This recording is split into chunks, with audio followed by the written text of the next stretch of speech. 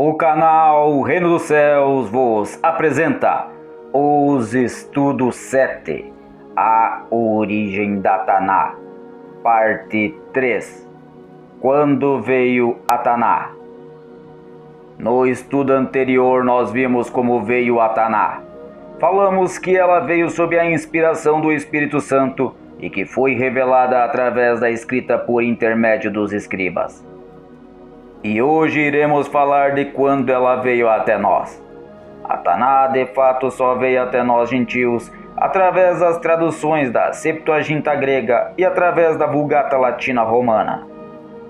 Mas ainda antes disso, a Taná só veio para os israelitas quando todos os escritos foram reunidos e juntados em uma coletânea, a qual a mesma recebeu o nome de seus acrônimos, que tem a ligação com as seções da Torá, Nevim e Ketuvim, o qual forma a sigla TNK. Assim como o Ruach HaKodesh, o Espírito Santo, ia inspirando os Soferim, escribas, os mesmos já iam registrando os Kitvei HaKadoshim, escritos sagrados, que iam surgindo em forma de Sefer, livros em rolos, os quais iam se somando e aumentando o acervo da Mikra, que se viria a se tornar um compêndio, o qual se chamaria de Taná, a coleção de Seferim, livros inspirados da Midrashim Bnei Israel, literatura dos filhos de Israel. Foi quando o último Sefer da Taná foi escrito, seja ele Divrei Hayamim, Ezra ou Malachi, que definitivamente veio a Taná, e desta forma surgiu oficialmente a mesma. Aí é que está. A Taná de fato só veio quando todos estes livros foram reunidos por Ezra depois dos anos de 444 a.C., após a ordem dada para Nehemia reconstruir tanto Jerusalém quanto o templo de Yah, sendo bem aí que Ezra juntou todos os Haktab HaKedoshim, os escritos sagrados, e colocou-os nos acervos literários sagrados do templo, Habeit Hamekadesh, através dos levitas. Foi aproximadamente no quarto século a.C.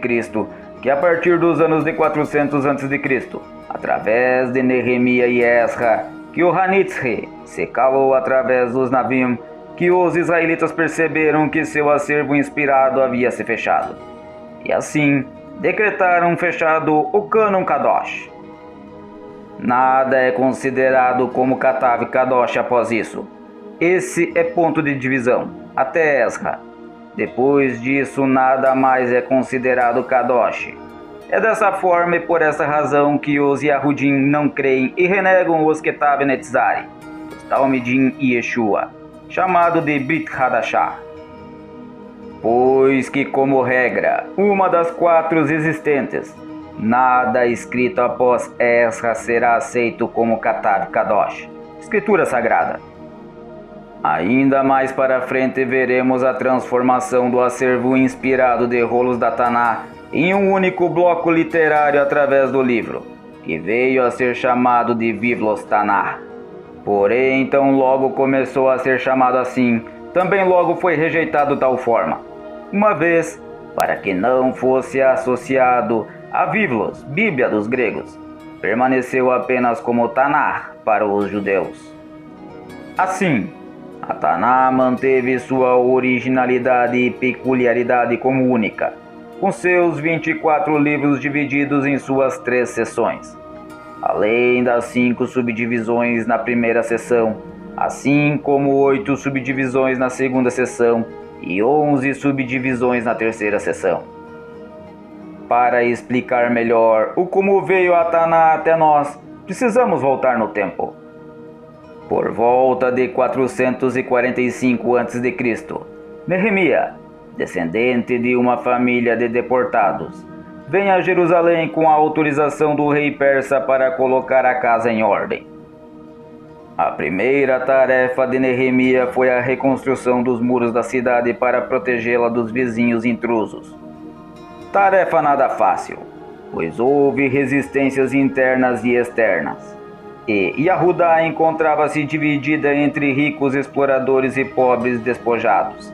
Além disso, havia certo sincretismo religioso por causa do casamento com mulheres estrangeiras. Mesmo diante dessas dificuldades, Neemias não desanimou e em pouco tempo conseguiu reconstruir as muralhas. Depois de 12 anos atuando em Jerusalém, voltou para a Babilônia. Mais tarde retorna a Jerusalém com a tarefa de continuar organizando a comunidade. Esra, sacerdote e escriba, procedente da corte persa, vem a Jerusalém para dar continuidade ao trabalho de Neemias e resolver certos problemas religiosos. Junto com ele, trouxe donativos régios no templo e celebrou o sacrifício dos repatriados, e acabou sendo considerado o promotor da lei, do templo e do culto. Algumas de suas decisões foram a proibição de casamento com mulheres estrangeiras, separação de quem estivesse casado com elas e sua expulsão da comunidade. Ele é o homem do livro na época em que Israel passa a ser o povo do livro, pois, nessa época, visto que a voz dos profetas está cada vez mais escassa, cresce o prestígio dos escritos, que passam a se chamar Palavra de Deus. Neemias e Esra foram bastante habilidosos em lidar com questões práticas e concretas. Unindo esforços, os dois contribuíram para consolidar as bases sociais e religiosas judaicas após o exílio. Neemias viveu durante o período em que Yahudá era uma província do Império Aquemênida e havia sido designado copeiro real no palácio de Susã. O rei Artaxerxes I parece ter tido um bom relacionamento com seu funcionário, como evidencia a longa licença que lhe foi concedida durante a restauração de Jerusalém. Através de seu irmão Hanani, Neemias ouviu sobre a condição lamentável de Jerusalém e encheu-se de tristeza. Por muitos dias ficou em jejum, em luto, orando pelo local do sepulcro de seus pais. Finalmente o rei percebeu a tristeza em sua expressão e perguntou-lhe o seu motivo. Neemias explicou ao rei que lhe concedeu permissão de ir à cidade e agir lá como um Tirchatá, ou governador da Judéia. Neemias chegou a Jerusalém no 20º ano do reinado de Artaxerxes I, de 445 ou 444 a.C., com um forte séquito que lhe fora fornecido pelo próprio rei, e com cartas para todos os pachás das províncias pelas quais passaria, assim como para Asaf, o mantenedor das florestas reais, ordenando-os a ajudá-lo. Assim, desta maneira foi o quando veio Ataná até nós.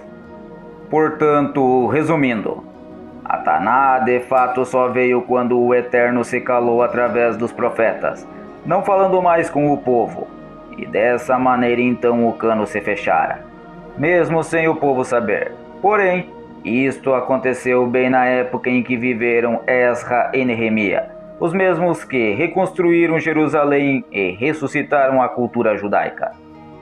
Sendo nesse período que todos os livros do acervo dos escritos sagrados israelitas foram juntados em uma única coletânea por Esra quando da reconstrução do templo, e estes receberam os nomes de seus acrônimos, a TNK.